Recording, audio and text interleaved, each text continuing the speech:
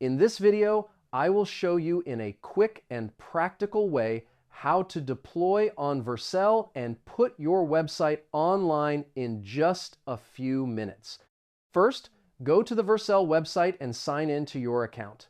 If you don't have an account yet, you can create one for free using your GitHub, Google, or GitLab account. Once you are inside, click the New Project button to start a new deployment. Next, select your project repository. Vercel usually detects automatically which technology you are using, such as React, next.js, or another framework.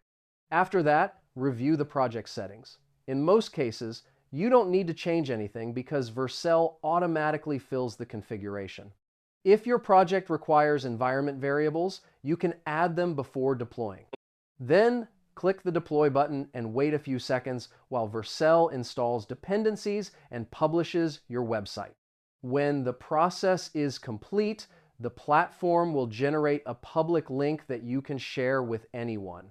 Whenever you update your code in the connected repository, Vercel can automatically create a new deployment, making it very easy to keep your site updated. And that's it. Now you know how to deploy on Vercel quickly and easily. Save this video so you can check it again later if needed.